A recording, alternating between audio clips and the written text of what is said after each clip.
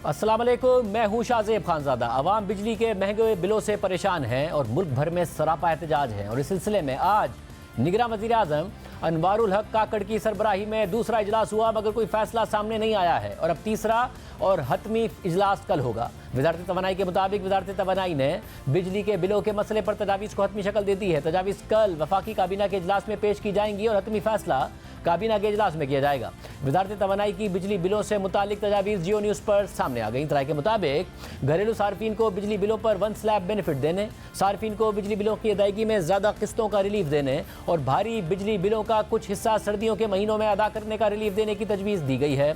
इसके अलावा वज़ारत तवानाई ने बिजली बिलों पर आई टैक्सों में कमी पर वज़ारत ख़जाना की राय लेने की तजवीज़ भी दी है, जबकि बिजली के बिलों में कमी के हवाले से फ़िलहाल कोई तजावीज़ नहीं शामिल की गई हैं। वज़ारत तवानाई की ये तमाम तजावीज़ कल वफाकी काबीना के इजलास में पेश की जाएंगी, मगर सवाल उठ रहा है कि गुज़िश्ता हुकूमत बिजली की कीमतों में बेपनाह इजाफा कर गई थी, गर्दिशी कर्जों के प्लान पर IMF के साथ वादे कर गई थी और कीमतें बढ़ा गई थी। तो क्या मौजूदा निगरां हुकूमत उस IMF प्लान से हटकर कोई रिलीफ दे सकती है, या फिर रिलीफ देने के लिए IMF को मना पाएगी, या फिर सिर्फ कॉस्मेटिक रिलीफ होगा? अवाम को बिलों में कोई बड़ा रिलीफ नहीं मिल पाएगा, क्योंकि गुज़िश्ता 10 साल से हुकूमतें IMF से गर्दिशी कर्जा कम करने के वादे करती हैं, फिर पावर सेक्टर में रिफॉर्म्स करने के दावे करती हैं, बिजली के बिल्स की रिकवरी बढ़ाने और ट्रांसमिशन और डिस्ट्रीब्यूशन लॉसेस कम करने का अज़म दोहराती हैं, और फिर कोई रिफॉर्म्स नहीं करती हैं और फिर बढ़ते हुए गर्दिशी कर्जे का बोझ जवाब पर बिजली महंगी करके डाल देती हैं और वक्ती तौर पर IMF को मुतमईन कर देती हैं।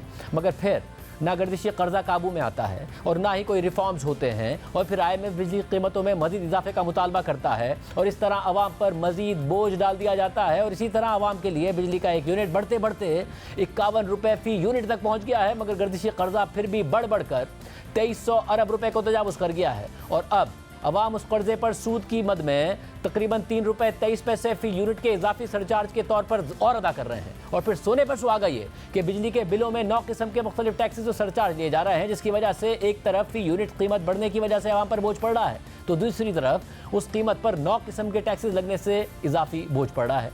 महंगी बिजली पर 18% का सेल्स टैक्स बिल को मजीद महंगा कर रहा है, क्योंकि टैक्स एक फ्लैट रेट पर नहीं बल्कि फाइनल कीमत की परसेंटेज पर लिया जा रहा है। इसलिए जितनी बिजली महंगी हुई है उतना ही टैक्स बढ़ गया है। और इस वक्त अवाम FBR हुकाम और माजी की हुकूमतों की तरफ से टैक्स रिफॉर्म्स ना करने और टैक्स ना देने वाले सेक्टर्स को टैक्स नेट में ना लाने की कीमत अलग अदा कर रहे हैं। पाकिस्तान का टैक्स टू GDP 10% से भी कम है, जो बांग्लादेश, भारत और नेपाल से भी कम है, क्योंकि रियल एस्टेट, एग्रीकल्चर में बड़े जमींदारों, ट्रेडर्स और दीगर टैक्स ना देने वाले सेक्टर से हुकूमत टैक्स लेने को तैयार नहीं है और इसका सारा बोझ अवाम पर डाला जा रहा है। इसी तरह बिजली के सेक्टर में रिफॉर्म्स ना होने की वजह से 520 अरब रुपए के सिर्फ ट्रांसमिशन और डिस्ट्रीब्यूशन लॉसेस हैं, जिसमें 153 अरब रुपए का ये लॉसेस सिर्फ पिशावर इलेक्ट्रिक सप्लाई कंपनी के हैं, क्योंकि लॉसेस 37% से ज़्यादा है। सखर इलेक्ट्रिक सप्लाई कंपनी के लॉसेस 35% से ज़्यादा हैं, यानी 44 अरब रुपए हैं। हैदराबाद इलेक्ट्रिक सप्लाई कंपनी के लॉसेस 33% यानी 45 अरब रुपए। कोयटा इलेक्ट्रिक सप्लाई कंपनी के लॉसेस 28% यानी 46 अरब रुपए। और तमाम डिस्ट्रीब्यूशन कंपनीज के लॉसेस मिलाकर 520 अरब रुपए के हैं।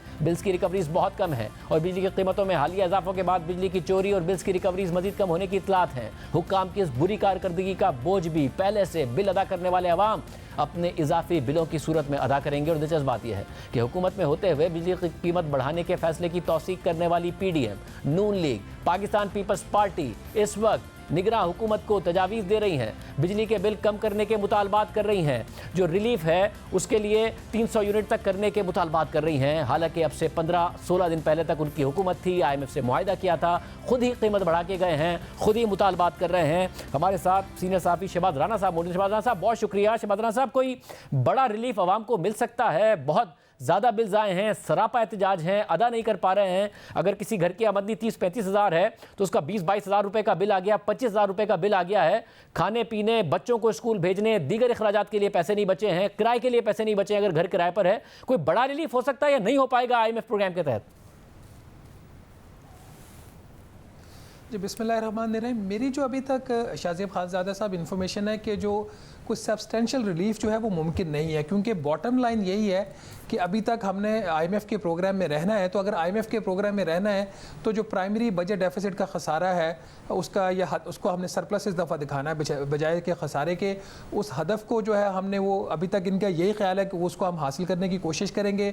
और फिर जो सर्कुलर डेट का जो एक नंबर लॉक हुआ है 2310 अरब रुपये से ज़्यादा नहीं जाने देना, उसको भी ये अभी तक मेंटेन करना चाहते हैं। तो अगर ये दोनों बातें जो हैं इसको आप सामने रखें तो उसके बाद तो फिर आपके पास कॉस्मेटिक जो चेंजेस हैं उसी की सूरत हाल बनती है। सब्सिडी ये दे नहीं सकते। अगर कोई एक स्लैब का जो बेनिफिट है उसको ये ख़त्म कर देते हैं, which will provide some relief to the consumer, उसकी अहमियत से आप इनकार नहीं कर सकते।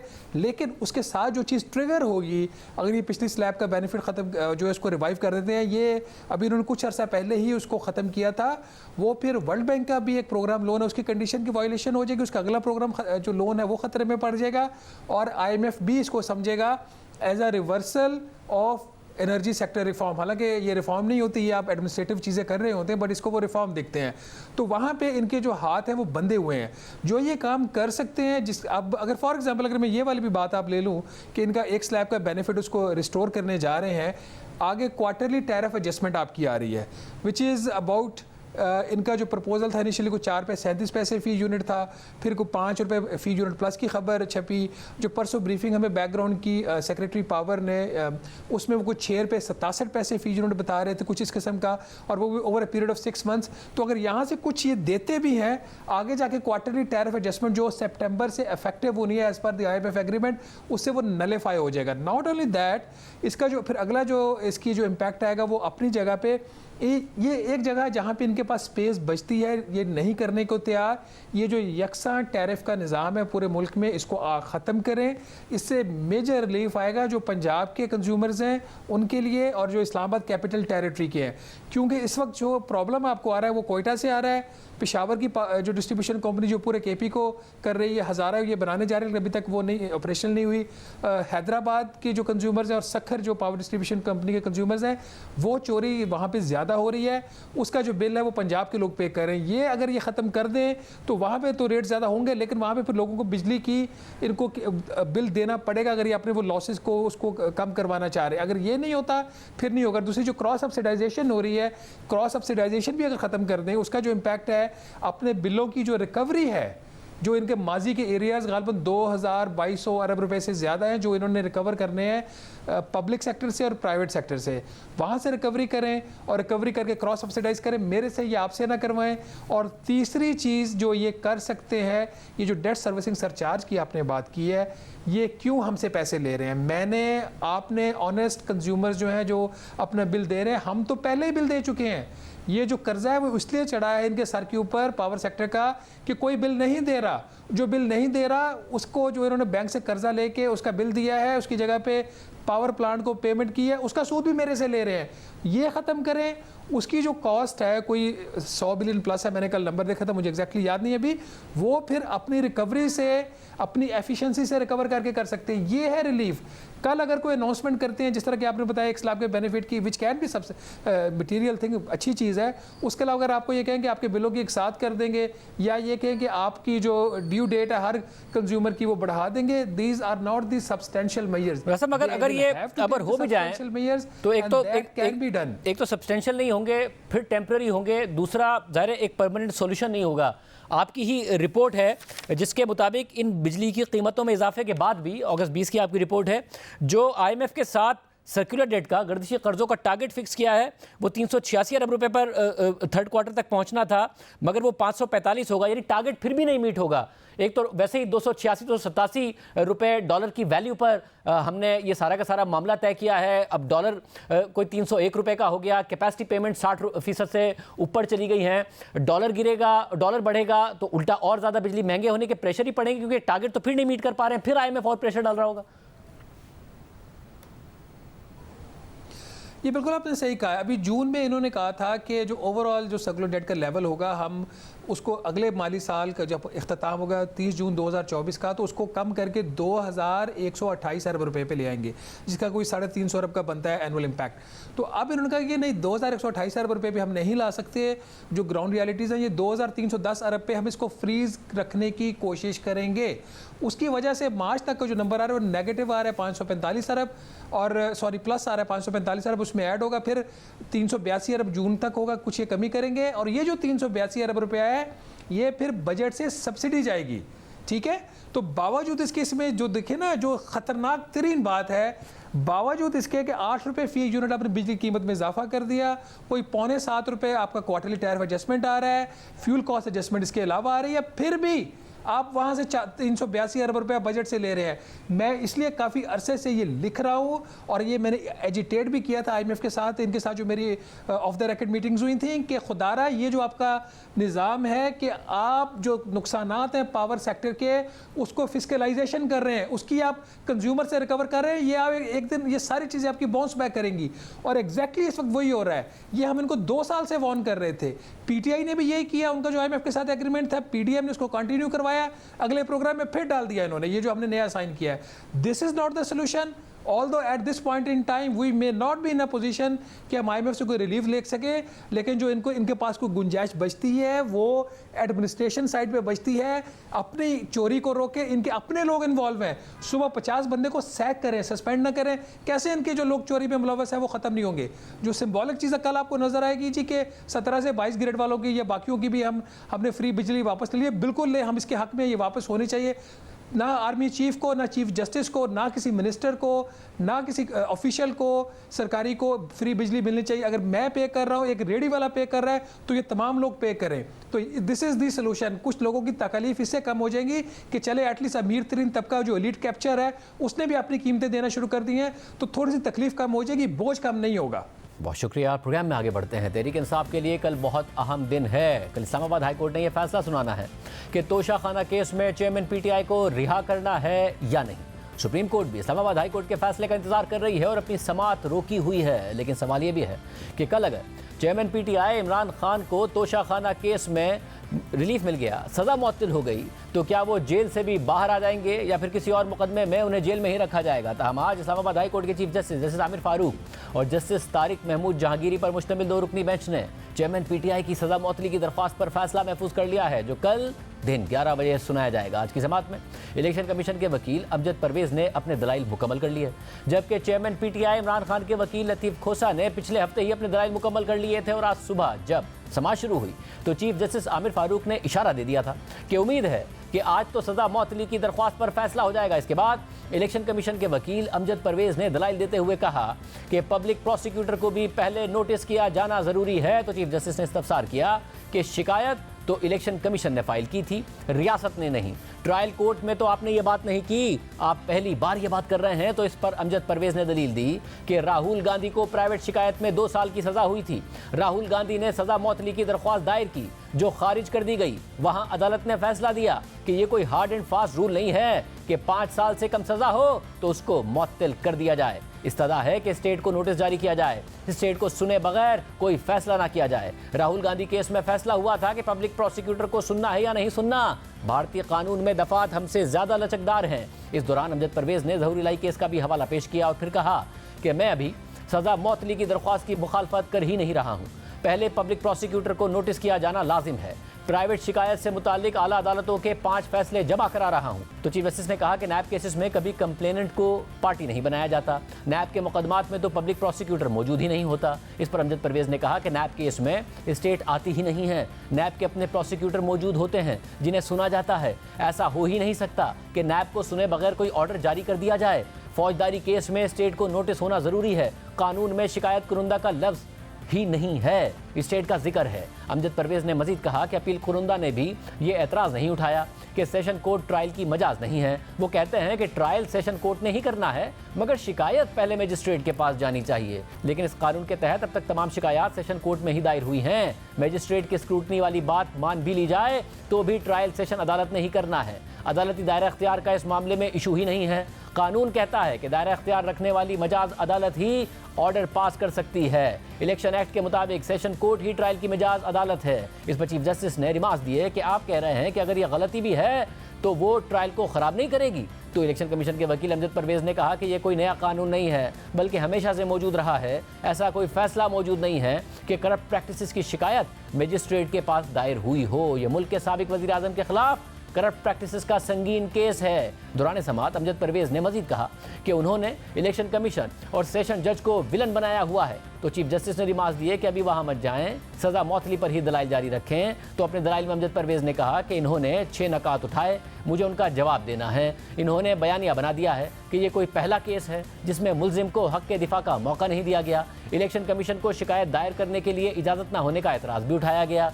दर हकीकत सेक्रेटरी कमीशन ने इलेक्शन कमीशन की हिदायत पर ही शिकायत दायर करने की इजाज़त दी। इलेक्शन कमीशन का इजाज़तनामा रिकॉर्ड का हिस्सा है। चीफ जस्टिस ने अमजद परवेज से पूछा कि अब मजीद किस नुक्ते पर दलाइल बाकी हैं, तो उन्होंने जवाब दिया कि हक के दिफा और 4 माह में कंप्लेंट दायर करने के नकात पर दलाइल देने हैं। वावेला किया जा रहा है कि ट्रायल कोर्ट के जज ने हाई कोर्ट के ऑर्डर की खिलाफवर्जी की है।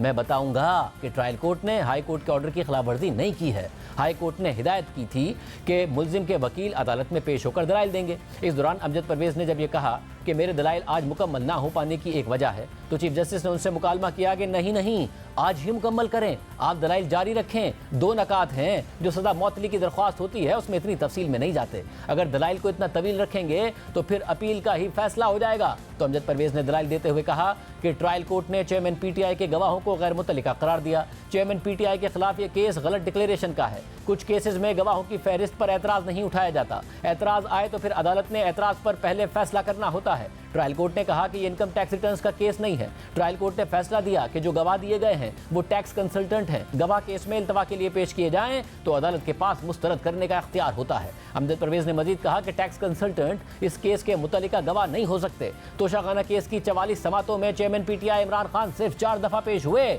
इसके बाद अमजद परवेज के दलाइल मुकम्मल हो गए थे और फिर अदालत ने फैसला महफूज कर लिया था, जो कल दिन 11 बजे सुनाया जाएगा। चेयरमैन पीटीआई 5 अगस्त यानी 23 दिन से तोशाखाना केस में जेल में हैं और इस्लामाबाद हाई कोर्ट से फौरी सजा मौतली का हुक्म चाहते हैं। और दौरान समाअत उनके वकला का मौक़िफ़ रहा कि सजा कम है, इसलिए फौरी तौर पर मौतल की जानी चाहिए। बहरहाल चेयरमैन पीटीआई को तोशाखाना केस में 3 साल की सज़ा हुई है। वो पिछले 23 दिन से जेल में है और कल उनकी सज़ा मौतली की दरख्वास्त पर फैसला होना है। कल किस तरह का फैसला आ सकता है, इसके अलावा जो समातुम में मामला हुआ उस पर बात करेंगे। माहिर कानून इमरान शफीक साहब हमारे साथ मौजूद हैं। इमरान शफीक साहब, बहुत शुक्रिया, आप इस केस को करीब से देखते रहे, इस पर तबसरा करते रहे। आप ही ने हमारे प्रोग्राम में कहा था कि जो जज साहब हैं उन्हें ट्रायल कोर्ट में बाकायदा तौर पर गवाहों को सुनना चाहिए था, ऐसा नहीं करना चाहिए था कि उन्होंने गवाह नहीं सुने। और ये मामला जो है अब सुप्रीम कोर्ट भी गया, हाई कोर्ट भी गया। सुप्रीम कोर्ट ने तो कहा कि एक्स पार्टी जजमेंट दे दिया गया है, केस के मेरिट्स पर बहुत ज़्यादा सवाल उठाया। फिर इस्लामाबाद हाई कोर्ट ने भी पिछले दिनों केस के मेरिट पर सवाल उठाया कि ट्रायल कोर्ट के जज को ये नहीं करना चाहिए था। आपको नहीं लग रहा ना सिर्फ ये मौतिल होने जा रहा है जिससे सज़ा मौतिल हो जाएगी और रिहाई का मौका इमरान खान साहब को मिलेगा, बल्कि ये आगे कलदम भी होने जा रहा है अपील में, जो हमने हाई कोर्ट और सुप्रीम कोर्ट के ऑब्जर्वेशंस देखे हैं, जिससे उनकी नाअहली भी ख़त्म हो जाएगी? देखिए खाजादा साहब, 3 बातें हैं जो बड़ी मद्देनज़र रखने वाली हैं। 3 दलाइल बड़े बुनियादी अहमियत के हामिल हैं इस मुकदमे में।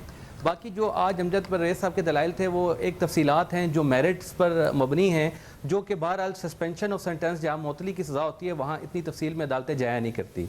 लेकिन 3 बातें अहमियत के हामिल हैं। नंबर 1 तो ये सज़ा बड़ी शॉर्ट है।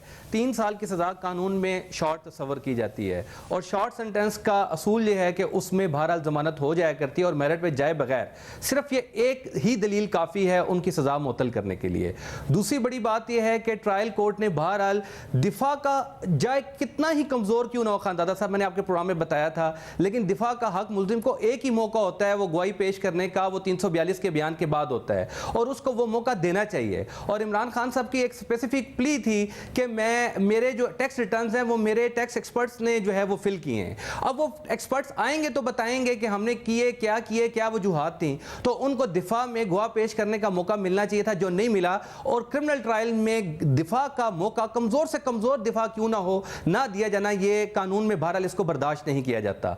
और तीसरी बड़ी अहम बात यह है कि इस्लामाबाद हाई कोर्ट ने खुद एक फैसला दिया था, एक दिन पहले दिया था सजा से, कि वो ये कहा था कि आपने मेंटेनेबिलिटी और बाकी जितने भी इश्यूज हैं उन सब पर आप फाइनल जजमेंट से पहले ख्वाजा हारिस साहब को सुने और जो फाइनल आर्गूमेंट्स हैं उसके दौरान ही जब आप फाइनल जजमेंट पास करेंगे तो इसका भी फैसला कर दीजिएगा। लेकिन जज साहब ने जो है वो एक दिन भी इंतजार नहीं किया और दिन 12 बजे जो है वो उसका फैसला सुना दिया। तो फाइनल आर्गूमेंट्स जो है वो भी क्रिमिनल ट्रायल में एक वकील का बुनियादी हक हुआ करता है, क्लाइंट का, उसको सुनने होते हैं मुल्जिम का। का आपने फाइनल आर्गूमेंट्स लाजमी सुनने होते हैं, यानी एक सब्सटेंटिव राइट है। ये फाइनल आर्गूमेंट्स का राइट जो है सिविल सीआरपीसी सीपीसी में नहीं है, लेकिन सीआरपीसी में स्पेसिफिकली लेजिस्लेचर ने दिया है। तो ये 3 ग्राउंड्स ऐसी हैं, मेरिट्स पर ना भी जाएं, बाकी चीजें ना भी करें, तो बहरहाल ये सजा मुअत्तल होने के इसके इम्कानात होते हैं और हैं। और यकीनन अच्छा जब इसकी सजा मुअत्तल हो जाए तो अपील का बहरहाल समात का एक अपना मरला हुआ करता है।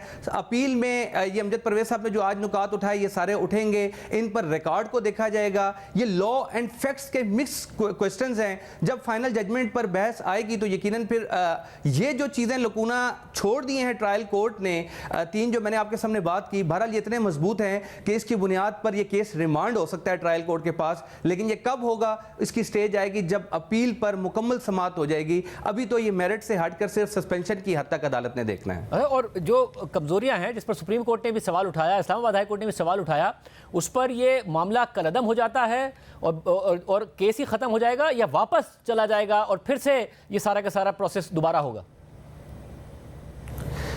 देखिए, अगर तो ये जो कमजोरियां हैं ट्रायल की जिसमें हक दिफा नहीं दिया गया, जो उसको मुतासर किया गया है ट्रायल कोर्ट की, तो यकीनन इसकी बुनियाद पर केस तो ख़त्म नहीं हो सकता। रिमांड करके अदालत यही कहेगी कि आप इनका हक दिफा इनको मौका दें और ये अपनी गवाही शहादत पेश कर सकें। इंसाफ तो कोर्ट ने दोनों तरफ का बैलेंस रखना होता है और वो बैलेंस तब भी कायम हो सकता है। यानी ये कोई ऐसी चीज़ नहीं है कि जिसकी बुनियाद पर आप ये किसी मुल्ज़िम को बरी कर दें। अगर वो कहता है मुझे दिफा का हक दिया जाए, आप उसे गवाह पेश करने का यकीनन उसे हक दे देंगे और उसकी बुनियाद पर हो जाएगा। अच्छा, मुझे ये बताएगा कि अब अगर ये वापस आप कह रहे हैं कि रिमांड बैक हो जाएगा ट्रायल कोर्ट को कि जी उन्हें हक दिफा दिया जाए, उनके गवाहों को भी सुना जाए, तो एक तो जज हुमायूं दिलावर पर पहले ही बहुत ज़्यादा सवालात उठ गए थे, फिर वो ओएसडी बन गए हैं, तो अगर नया जज होगा तो मामला शुरू से होगा। कैसे आगे बढ़ेगा ये केस अगर रिमांड बैक होता है?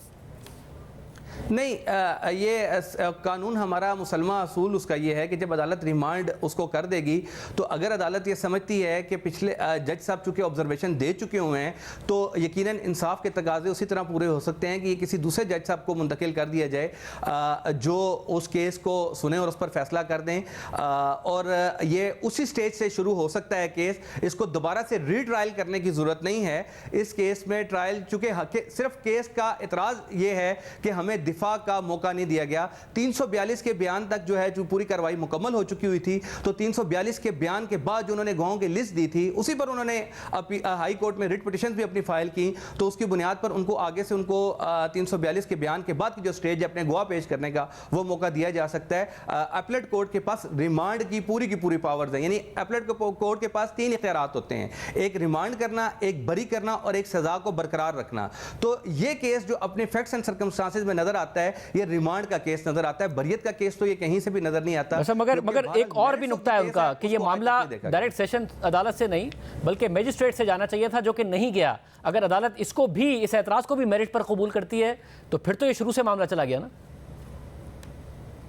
हाँ, अगर वो इन एतराज़ात की तरफ अदालत जाती है यकीनन मेंटेनेबिलिटी पर, यानी अदालत ये कहती है कि कंप्लेंट मेंटेनेबल ही नहीं थी, टाइम बार्ड थी, 120 दिन वाला भी मामला जी, अदालत उस पर कहती है तो फिर उसकी बुनियाद पर तो यकीनन ये जो ऐसे सवालात हैं, अगर मेरिट्स जो कंप्लेंट की इनिशिएट करने के जो सवालात हैं उन पर अगर अदालत ये कह देती है कि ये तो टाइम बार्ड थी, वो कहती है कि जनाब मजिस्ट्रेट से होकर जानी चाहिए थी, या ये जो मजाज अफसर था जिसने साइन करके दिए वो मजाज नहीं था, तो अगर इन तीनों नुकात पर अगर अदालत इन तीनों नुकात को मान लेती है फिर तो इसका मतलब ये अदालत ने केस की बुनियाद को ही कलअदम करार दे दिया।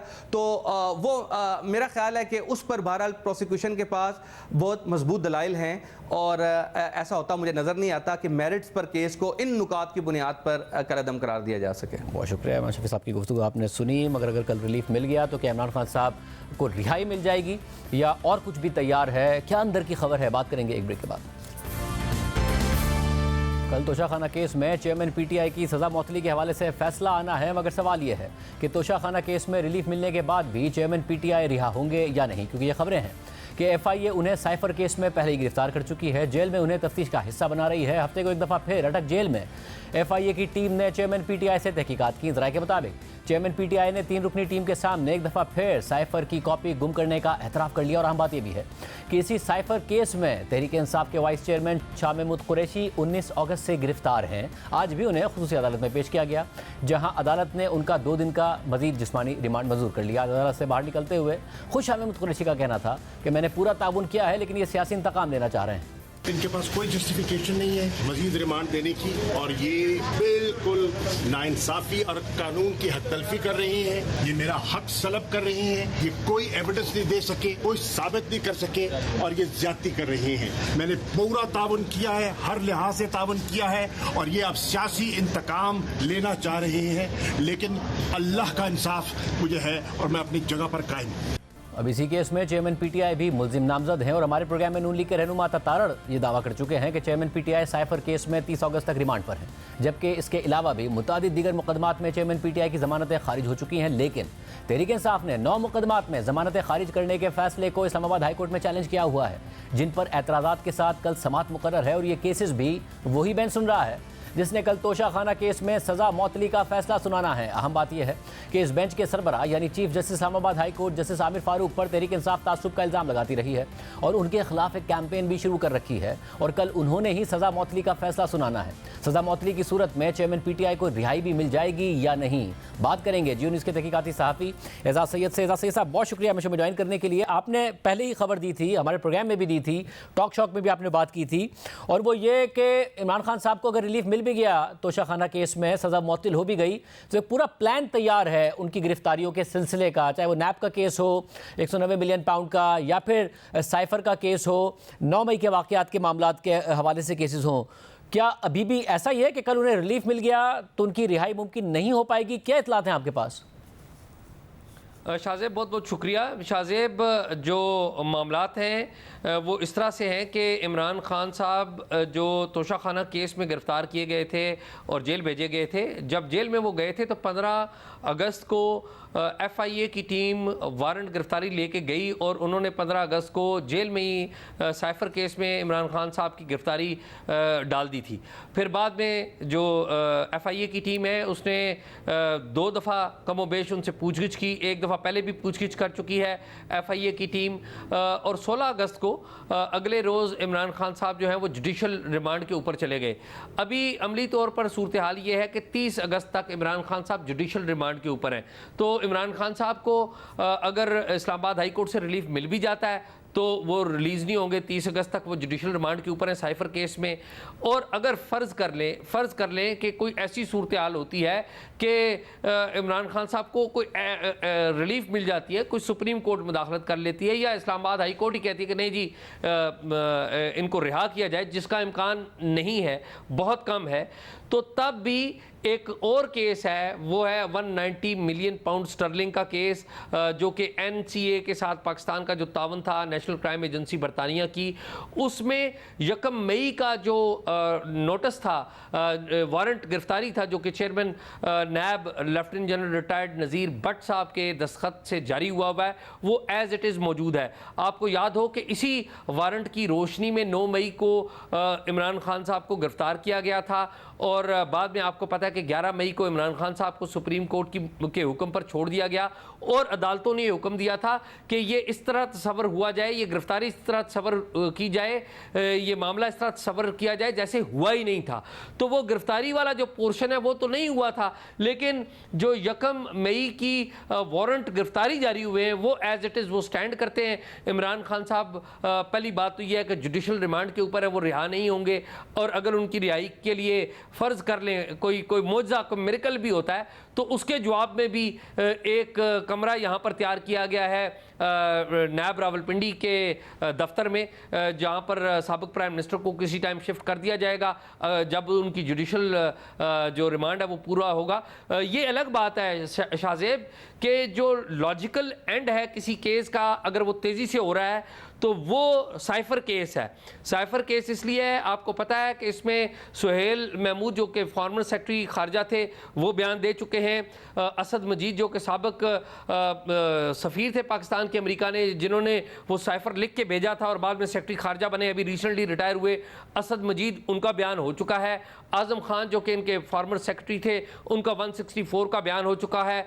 असद उमर का बयान हो चुका है। फवाद चौधरी का बयान हो चुका है। और एक मरकज़ी मुलज़म वो हैं शाह महमूद कुरैशी, वो FIA की कस्टडी में है। इमरान खान साहब पहले ही कस्टडी में है। तो जो लॉजिकल एंड जिस केस का तेज़ी से होगा वो हम देखेंगे कि वो साइफर केस का होगा। जो NCA वाला केस है उसमें आपको पता है एक ताकतवर प्रॉपर्टी टाइकून भी उसमें मुलव्वस है, जिनका नाम मीडिया पे भी नहीं लिया जाता बहुत सारी वजूहात की बिना पर।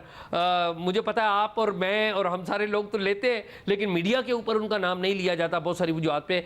उन्हीं की वजह से मुझे लगता है कि वो जो NCA वाला केस है वो शायद उतनी तेज़ी से आगे ना बढ़े। साइफर वाला आगे बढ़ेगा, लेकिन इमरान खान साहब वो रिहा शायद नहीं होंगे, इसी वजह से जो मैंने आपको बताई। अच्छा, फिर मुझे ये बताइएगा, आज आपकी एक और स्टोरी थी और वो पीपल्स पार्टी के हवाले से है कि पीपल्स पार्टी के सिंध के साबिक सूबाई वजीर मुकेश चावला का नाम स्टॉप लिस्ट में शामिल। पीपल्स पार्टी के करीबी 60 से ज़ायद सरकारी अफसरान के नाम भी स्टॉप लिस्ट में शामिल।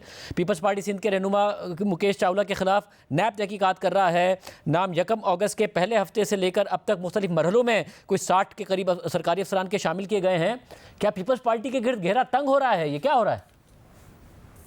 शाहजेब 4 अगस्त को इनका नाम मुकेश चावला का नाम स्टॉप लिस्ट पे डाला गया है। ये PNIL है, प्रोविजनल नेशनल आइडेंटिफिकेशन लिस्ट।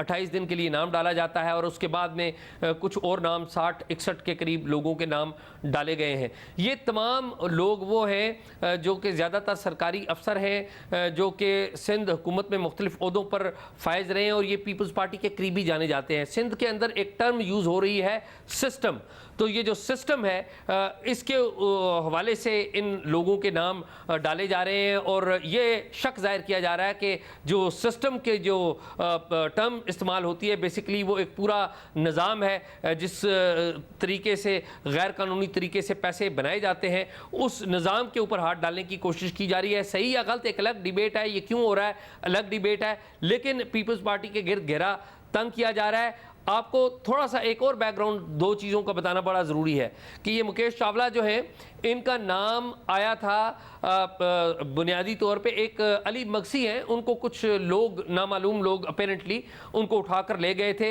ये फूड कंट्रोलर रहे हैं सिंध के अंदर और आपको पता है मुकेश चावला खुद 15 साल सिंध की सूबाई काबीना के हिस्सा रहे हैं और बड़ी अहम वजारत जो है वो उसके सरबराह रहे हैं। ये टैक्स एक्साइज की जो वजारत है उसके वजीर रहे हैं। तो अली मगसी इनके करीबी जाने जाते थे, तो अली मगसी से बज़ाहिर पूछगिछ हुई है जो ज़ाहिर रिकॉर्ड के ऊपर तो नहीं उस तरह से अभी तक आई और उसके बाद इनको गालिबन नैब ने भी बुलाया था और इनसे तफ्तीश हुई। और एक और वाक़या भी हुआ, आपको पता है कि एक AG मजीद साहब हैं जो कि साबिक सदर आसिफ अली जरदारी के वो बड़े करीबी हैं।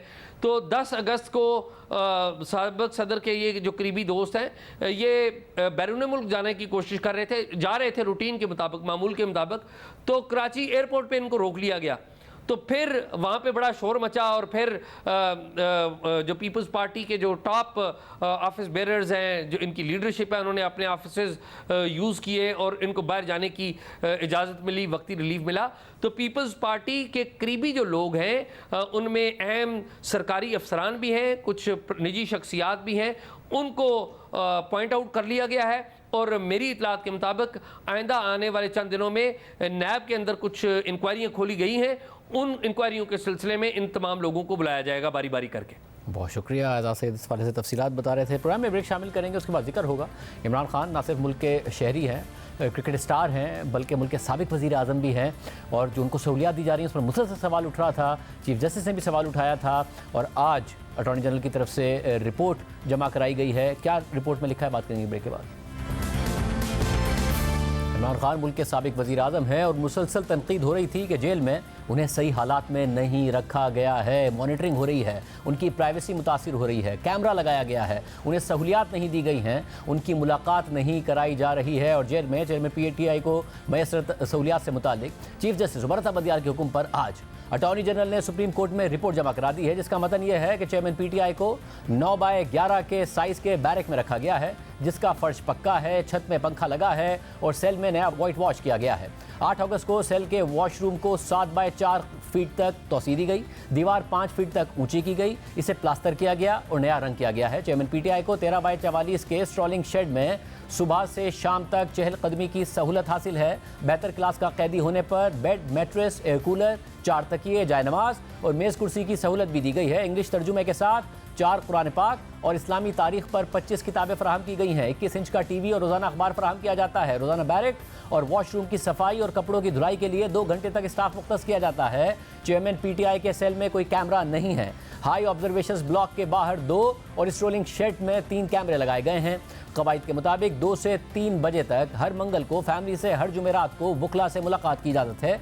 7 से 23 अगस्त तक 3 बार एहलिया और 3 बार वुकला की चेयरमैन पीटीआई से मुलाकात कराई गई है। चेयरमैन पीटीआई के लिए 3 शिफ्टों में 5 डॉक्टर्स की टीम काम करती है। चेयरमैन पीटीआई को नाश्ते में ब्रेड, ऑमलेट, दही और चाय फराहम की जाती है। दिन और रात के खाने में ताज़ा फल, सब्जियां और दालें और चावल मेन्यू के मुताबिक दिए जाते हैं। चेयरमैन पीटीआई की ख्वाहिश पर हफ्ते में 2 बार देसी चिकन और हफ्ते में 1 बार देसी घी में पका हुआ मटन भी दिया गया है। खाना पकाने से लेकर फराहम करने तक के अमल की निगरानी की जाती है और खाना पहले मेडिकल ऑफिसर और फिर डिप्टी सुप्रिंटेंडेंट चेक करते हैं। अटॉर्नी जनरल की रिपोर्ट ये कह रही है, लेकिन खुद चेयरमैन पीटीआई की अहलिया बुशरा बीबी इस हवाले से एक मुख्तलिफ सूरत हाल बता रही है और सुप्रीम कोर्ट में चेयरमैन पीटीआई की सेहत से मुतालिक खदशात का इज़हार कर चुकी हैं। गुज़िश्ता हफ्ते बुशरा बीबी की तरफ से सुप्रीम कोर्ट में जमा कराए गए बयान हल्फी के मुताबिक गैर ज़रूरी ताख़ीर और मुश्किलात के बाद बुशरा बीबी को 22 अगस्त को अटक जेल में उनके शौहर से मुलाकात की इजाज़त दी गई। बुशरा बीबी अपनी जिम्मेदारी समझती हैं कि मुलाकात के दौरान उन्होंने जो मुशाहिदा किया वो अदालत के नोटिस में लेकर आएँ। बुशरा बीबी के मुताबिक चेयरमैन पीटीआई की सेहत काफ़ी गिर गई है। उन्हें देखकर लग रहा था कि उनका वजन कम हो चुका है, खासतौर पर उनके बाजुओं के पट्टे कमज़ोर हो गए हैं और ऐसी हालत एक 70 साल के शख्स की ज़िंदगी के लिए संजीदा खतरा हो सकती है। बुशरा बीबी के मुताबिक उन्होंने जिन हालात का मुशाहिदा किया है उससे उन्हें यह खौफ है कि जेल में चेयरमैन पीटीआई इमरान खान की ज़िंदगी को संजीदा खतरात लाहक हैं, लिहाजा मुअज़्ज़िज़ अदालत इस मामले का सख्त नोटिस ले।